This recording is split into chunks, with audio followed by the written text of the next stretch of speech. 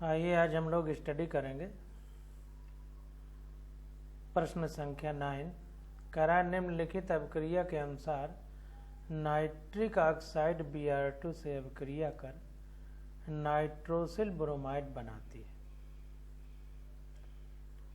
तो जो भी बात कह रहा है उसके नीचे अभिक्रिया लिखी हुई है। 2NO gas plus Br2 gas, इससे रिवर्सिबल रिएक्शन है, 2NOBr गैस बन रही है। कह रहा है जब स्थिर ताप पर एक बंद पात्र में 0.087 मोल NO एवं 0.0437 मोल Br2 मिश्रित किए जाते हैं, तब 0.0518 मोल NOBr प्राप्त होती है। तो कह रहा है NO एवं Br की साम्य मात्रा ज्ञात कीजिए। तो देखिए वैसे ही रिएक्शन हम लोग लिख लेंगे।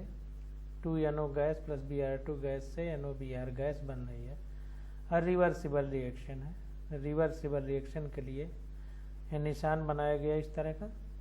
अब प्रारंभ में इनिशियल कंडीशन में क्या है, 0.087 NO है, 0.0437 Br2 है, और जब रिएक्शन नहीं हुई प्रारंभ में तो ये 0 रहेगा, तो 0 है। अब कह रहा है कि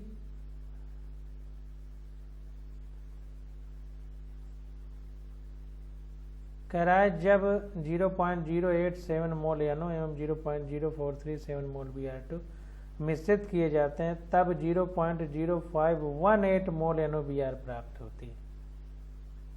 तो जाहिर सी बात है, जब रिएक्शन शुरुआत होगी, शुरू होकर जब इक्विलिब्रियम की कंडीशन आ जाएगी तभी पता चलेगा कि कितनी प्राप्त हुई, क्योंकि इक्विलिब्रियम यानी साम्य अवस्था में अधिकतम वैल्यू होगी।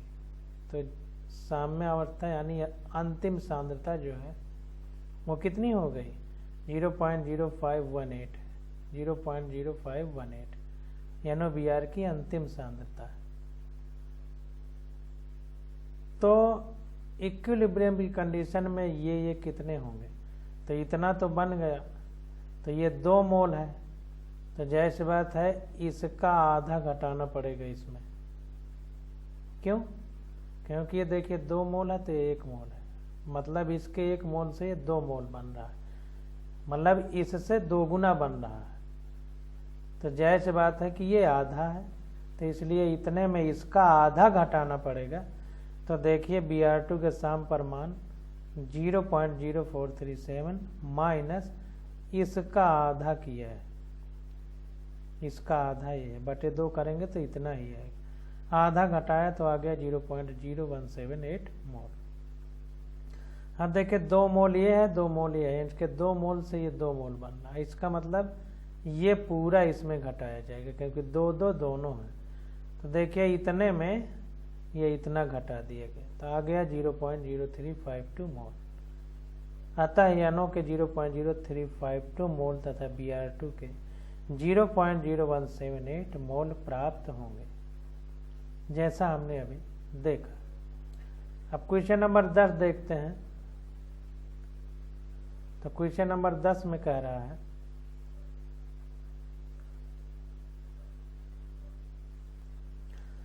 एक रिएक्शन है, साम्य पर 2SO2 प्लस O2 गैस से 2SO3 गैस बन रही है के लिए 450 केल्विन पर Kp की वैल्यू 2 × 10 बार है।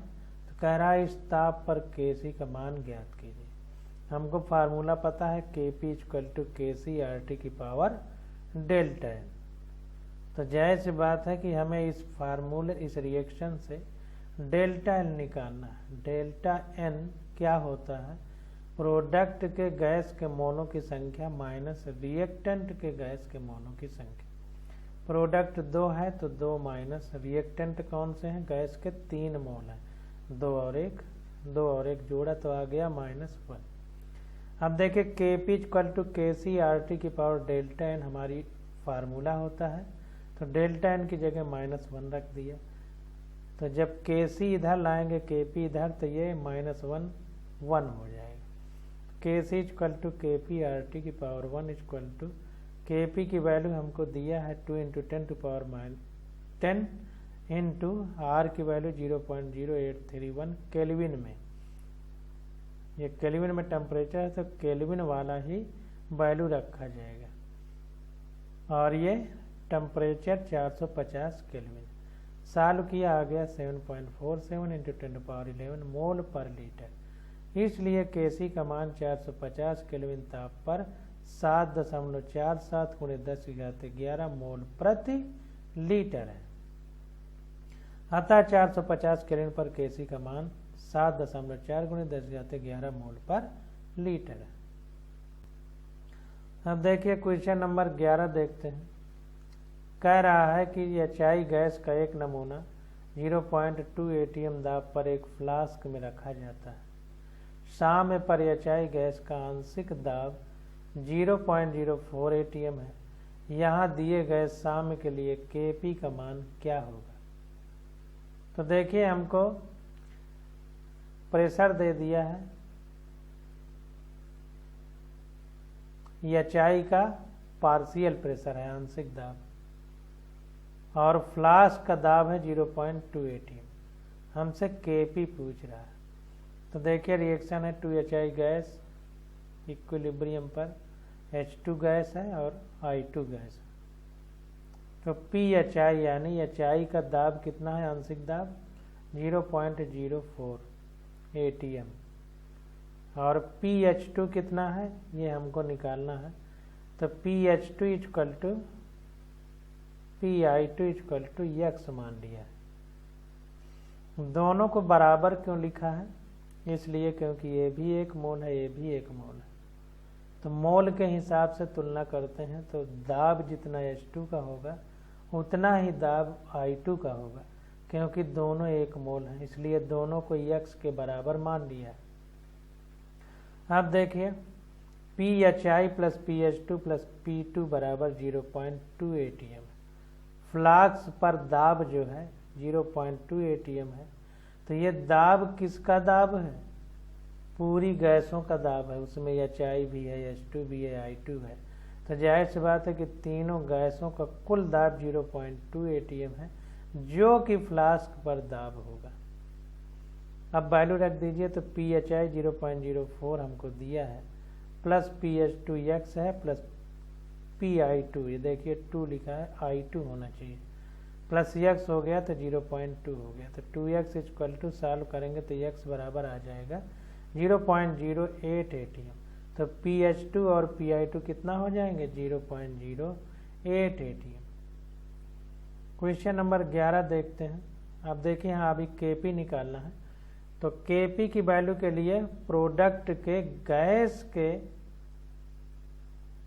आंशिक दाब अपान रिएक्टेंट में गैस के आंशिक दाब। तो प्रोडक्ट गैस कौन कौन सी है, H2 है I2 है, तो H2 का आंशिक दाब गुणे I2 का आंशिक दाब बटे HI का आंशिक दाब।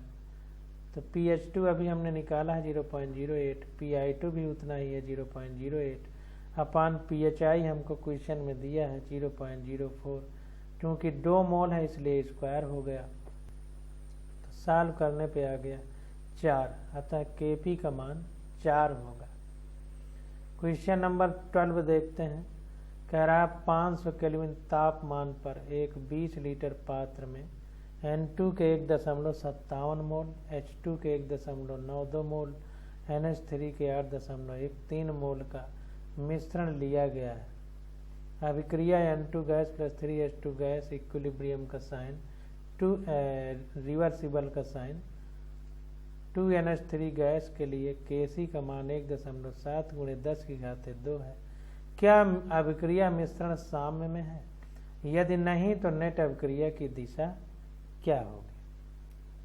तो देखिए जो जो भी दिया है उसको पहले हम लोग समझते हैं और लिखते हैं। तो यहाँ पर देखिए N2 गैस और 3H2 गैस के H2 के 3 मोल है, रिवर्सिबल साइन है, 2NH3 गैस NH3 के 2 मोल है। Kc हमको दिया है 1.7 × 10⁻²। अब कह रहा है कि अभिक्रिया किस दिशा में होगी, नेट अभिक्रिया की दिशा क्या होगी। तो नेट अभिक्रिया की दिशा हम बताते थे तो क्या बताते थे, केसी और क्यूसी दो चीज़ें होती थी। केसी अगर ज़्यादा होता था तो फॉरवर्ड रिएक्शन जाती थी और क्यूसी ज़्यादा होता था तो बैकवर्ड। केसी तो हमको दे दिया है, क्यूसी निकाल लें, पता चल जाएगा कि रिएक्शन फॉरवर्ड जाएगी या backward. QC equal to product के प्रोडक्ट का कंसंट्रेशन 2 मोल है स्क्वायर अपान रिएक्टेंट में N2 है, H2 के 3 मोल है, 3 क्यूब में जाएगा तो हो जाएगा। NH3 हमको दिया है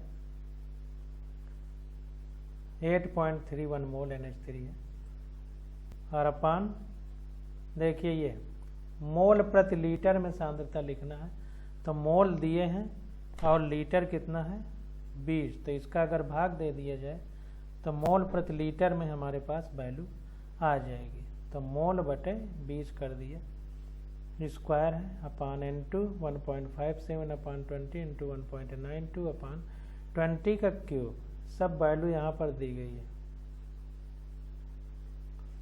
रख दिया। इसको सॉल्व किया तो ये आ गया क्यूसी हमारे पास 2.35 इंटू 10⁻3। केसी हमको क्वेश्चन में दिया है 1.7 इंटू 10⁻2। क्यूसी चूँकि ज़्यादा है केसी से, अतः अभिक्रिया साम्य में नहीं है। तो जाहिर सी बात है कि क्यूसी ज़्यादा है तो इसका मतलब है कि रिएक्शन प्रोडक्ट की नहीं बल्कि रिएक्टेंट की तरफ ज़्यादा जा रही है। तो क्यूसी का मान घटकर केसी के बराबर होना चाहिए इक्विलिब्रियम के लिए। अतः क्यूसी बराबर 2.35 इंटू 10⁻3 तथा अभिक्रिया साम्य अवस्था में नहीं है। तो किधर को जा रहा, कौन सा वेग ज़्यादा, फॉरवर्ड बैकवर्ड, उत्पाद से अभिकर्मक ज़्यादा बनना है क्योंकि क्यूसी ज़्यादा है केसी से। केसी अगर ज़्यादा होता है क्यूसी से तो फॉरवर्ड रिएक्शन जाती है, कम होता है तो बैकवर्ड, इक्वल होता है तो इक्विलिब्रियम होता है। तो ये चीज़ निकल करके सामने आ गई। क्वेश्चन नंबर 13 देखते हैं। कह रहा है एक गैस अपक्रिया के लिए Kc इक्वल टू NH3 की पावर 4 O2 की पावर 5 अपान NO की पावर 4 H2O का होल 6 है। तो इस व्यंजक के लिए संतुलित रासायनिक समीकरण लिखिए। तो Kc की वैल्यू दे दिया है हमको, अब संतुलित रासायनिक समीकरण लिखना है यानी बैलेंस इक्वेशन लिखना है। तो जो पावर में है उसका गुणा होता था ये स्टिकियोमेट्रिक कोफिशिएंट, तब पीछे लिखते चले आए हैं, उसी को लिख देना है। तो देखिए प्रोडक्ट ऊपर लिखा जाता है, रिएक्टेंट नीचे, तो प्रोडक्ट इधर लिखा गया ऊपर वाला NH3 और O2, और जो ये पावर में है स्टिकियोमेट्रिक कोफिशिएंट है। तो यहाँ पर रस समीकरण मितीय मात्रा जो लिखी रहती थी हिंदी में वही है। तो ये 4 हो गया, ये 5 हो गया, ये हमारे रिएक्टेंट हैं तो NO लिख दिया और H2O लिख दिया। NO में 4 है तो 4 का गुणा, H2O में 6 है तो 6 का गुणा। तो इस प्रकार से यह अभिक्रिया हमारी संतुलित समीकरण हमने लिख लिया। क्वेश्चन नंबर 14 देखते हैं। कह रहा है H2O का 1 मोल एवं CO का 1 मोल 725 केल्विन ताप पर 10 लीटर के पात्र में लिए जाते हैं। शाम पर 40% जल भारात्मक CO के साथ निम्नलिखित समीकरण के अनुसार अभिक्रिया करता है। तो H2O gas plus CO gas equilibrium में H2 गैस बन गई प्लस CO2 गैस बन गई। ये बनी है, क्वेश्चन में कह रहा है, और 10 लीटर का पात्र है और H2O का 725 केल्विन पर 40% पानी है, भार के हिसाब से मतलब 60% CO है। तो इसको देखते हैं। पीछे इस तरह का क्वेश्चन हम लोगों ने कर लिया है। तो कह रहा है अभिक्रिया के लिए साम्य स्थिरांक की गणना कीजिए। तो इक्विलिब्रियम कांस्टेंट हमको निकालना। तो H2O गैस है प्लस CO गैस है, तो इसकी जब रिएक्शन होगी तो H2 बनेगी गैस और CO2 गैस बनेगी। अब देखिए प्रारंभ में, तो प्रारंभ में इसके पहले कुछ नहीं तो 1 मानते हैं, तो 1 मोल ये है 1 मोल ये है, इससे 0 मोल बने। अब साम्य पर अभिक्रियाशील पदार्थ, देखिए यहाँ पर आप जो भी लिखा है उतना मान सकते हैं, जैसे 100 मोल मान सकते थे, तो फिर ये 40 रहता, भाग न देते, लेकिन 1 माना है तो 40% है तो 40/100 लिखेंगे, गुणे ये जो मोल है 1 तो वो लिखेंगे, तो 40% ये हुआ। अब जाहिर सी बात है कि ये हमारा, अब यहाँ पर देखना है कि जल जो 40% है ये भार के हिसाब से है, भार के हिसाब से, मोल के हिसाब से नहीं। मोल के हिसाब से तो देखिए इसका 1 मोल है तो इसका भी 1 मोल है, पहले जो लिखा है वही मानेंगे। तो जाहिर सी बात है अगर ये 40% है मोल में तो ये भी मोल में 40% होगा, तो इसको ध्यान देना है, कंफ्यूज नहीं होना। तो यहाँ पर देखिए 40/100 ये भी हो गया, 40/100 ये भी हो गया। जब साम्य पर अभिक्रियाशील पदार्थ की ये मात्रा की मोल पर लीटर में वैल्यू है, मोल में तो अब ये स्थिति बन गई। तो जाहिर सी बात है कि साम्य पर मात्रा कितनी हो गई, ये 0.4 मोल हो गई, ये भी 0.4 मोल हो गई, और ये हमारी इधर ये भी देखिए 1 मोल है, ये भी 1 मोल है, 1 1 1 1 सब 1 1 है। तो जाहिर सी बात है ये भी 0.4 मोल होगी, ये भी 0.4 मोल होगी साम्य पर। तो ये जब 0.4 मोल बन जाएगी, ये भी 0.4 मोल, तो इधर बचेगा कितना, तो 1 मोल था प्रारंभ में, तो 1 में यही 0.4 घटा देंगे, 1 में 0.4 घटा देंगे तो आ गया 0.6 मोल, 0.6 मोल, इधर 0.4 मोल, 0.4 मोल। अब साम्य पर सांद्रता, तो ये मोल है, मोल पर लीटर में सांद्रता लेते हैं, तो पात्र 10 लीटर का है, 10 लीटर के पात्र में, तो जाहिर सी बात है आयतन 10 है, तो मोल पर लीटर का मतलब जितने मोल है उसमें 10 का भाग दे देंगे, क्योंकि पात्र 10 लीटर का है। तो ये हो गया 0.6 मोल बटे 10 लीटर, 0.6/10, 0.4/10, 0.4/10। तो ये आ गया 0.06, ये आ गया 0.06, ये आ गया 0.04, ये आ गया 0.4, 0.04 होना चाहिए, गलत लिखा है। तो ये देखिए यहाँ पर सही लिखा है।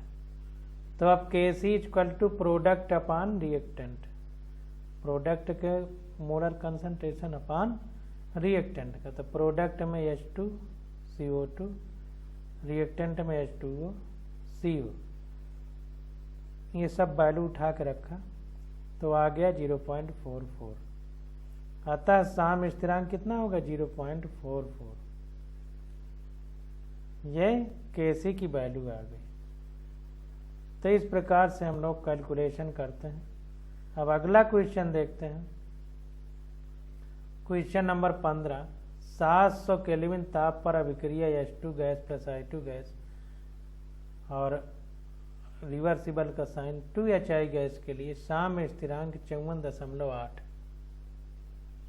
यदि हमने शुरू में HI गैस लिया हो, 700 केल्विन ताप साम्य स्थापित हो तथा साम्य पर 0.5 मोल पर लीटर HI उपस्थित हो, तो साम्य पर H2 एवं I2 की सांद्रताएं ज्ञात क्या होंगी। तो जैसे जैसे दिया है वैसे हमको बताना है। तो Kc की वैल्यू दे दिया है और कह रहा है कि 700 केल्विन पर जब साम्य स्थापित हो तो साम्य पर 0.5 मोल HI उपस्थित हो, तो साम्य पर H2 और I2 की सांद्रताएं क्या होंगी। तो देखिए पहले रिएक्शन लिखते हैं। तो अभिक्रिया H2 gas plus I2 gas से 2HI गैस बन गई, इसके लिए Kc 54.8 है। तो अभिक्रिया के लिए अब कह रहा है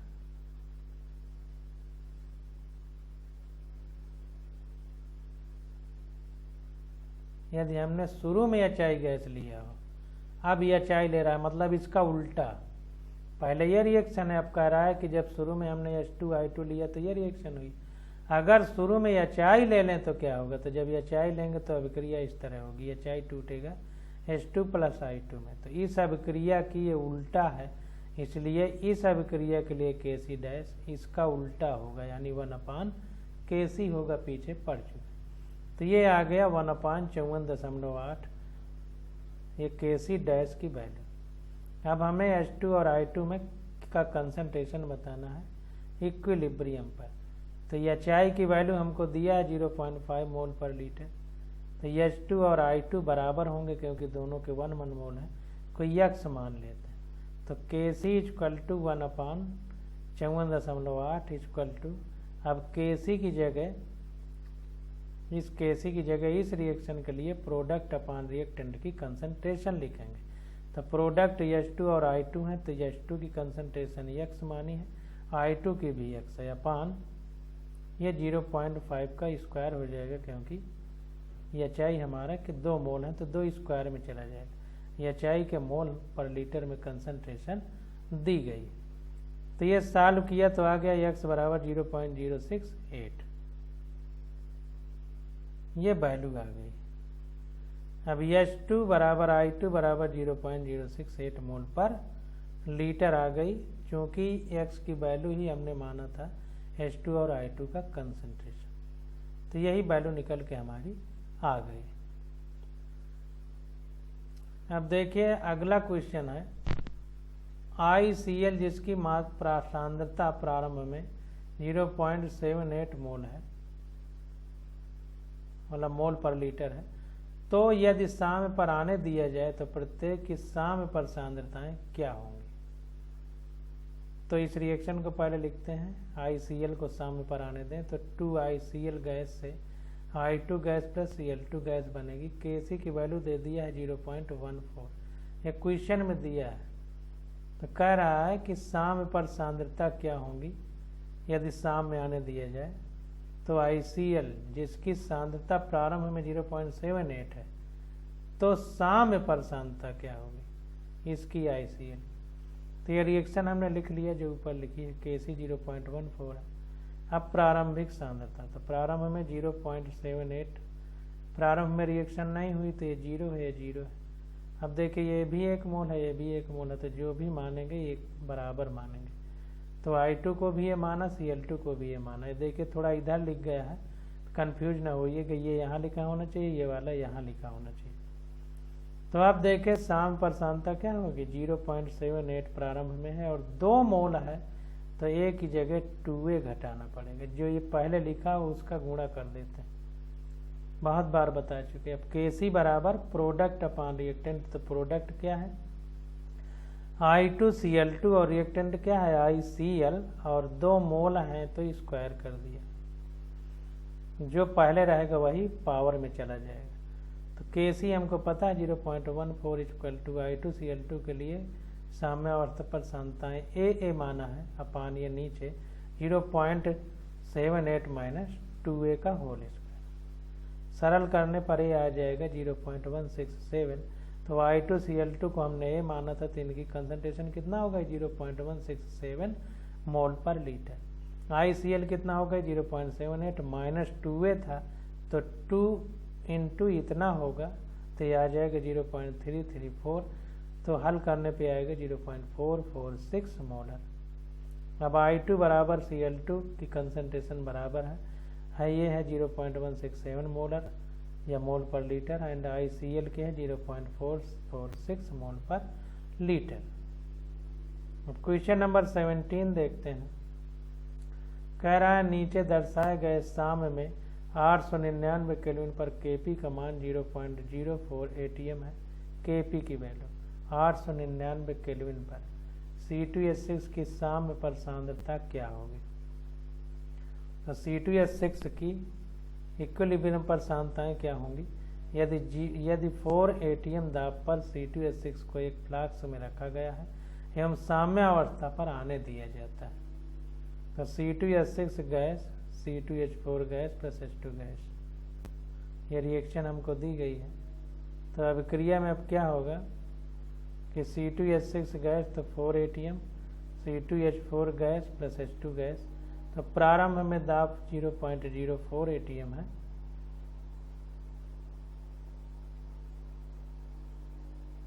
Kp का मान है 0.04 ATM और सांद्रता फ्लास्क का दाब 4 ATM है। तो प्रारंभ में दाब कितना होगा 4 ATM, और इधर कुछ बना नहीं तो 0 होगा। और साम्य अवस्था यानी इक्विलिब्रियम पर ये 1 मोल है, ये 1 मोल है, तो जो भी मानना हो दोनों का एक ही मानेंगे। यहाँ पर P माना है तो PATM ये आंशिक दाब हो गया। तो इधर C2H6 का आंशिक दाब कितना होगा 4 - P, क्योंकि ये भी 1 मोल है। तो ये सब 1 मोल है तो P है, तो ये 1 मोल है तो P ही घटाया जाएगा।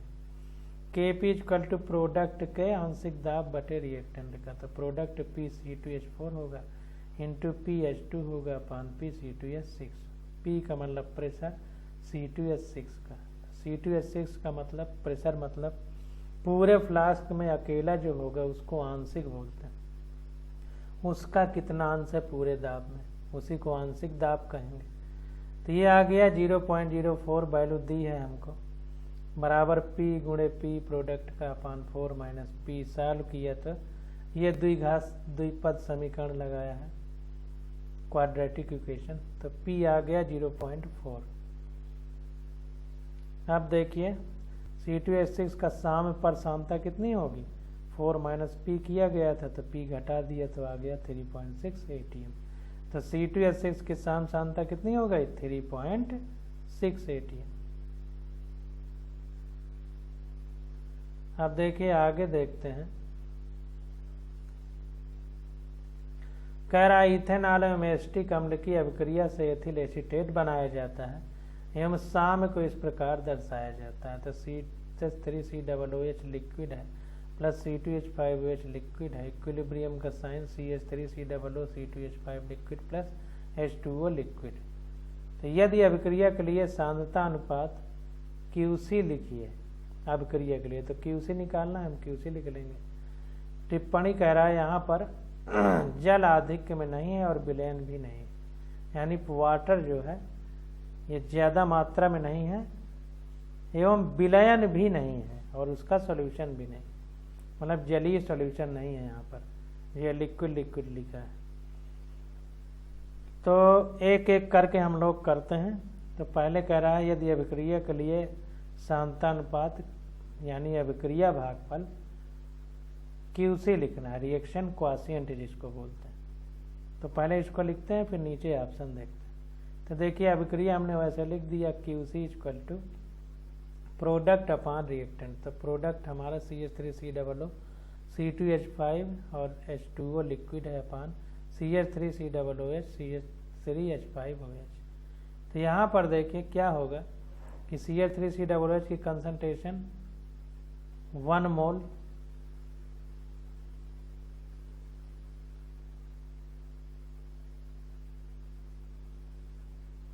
एसिटिक अम्ल 1 मोल है, इथेनॉल 0.18 मोल है और अंतिम साम्य मिश्रण में मेथिल एसीटेट का 0.171 मोल है। तो वही लिखते हैं यहाँ पर। तो देखिए CH3COOH का 1 मोल दिया है, C2H5OH का 0.18 मोल है और इक्विलिब्रियम पर CH3COO C2H5 का 0.171 मोल। तो ये सारी वैल्यू लिखेंगे हम लोग। तो यहाँ पर देखिए QC ये रखेंगे, अब KC के लिए निकालना है। तो यहाँ पर देखिए 1 मोल है, ये 0.18 मोल है, प्रारंभ में 0 होगा और ये कितना होगा CH3COO C2H5 0.17 मोल है। तो ये 1 है, ये भी 1 है, तो जितना ये होगा उतना ये होगा प्रोडक्ट में।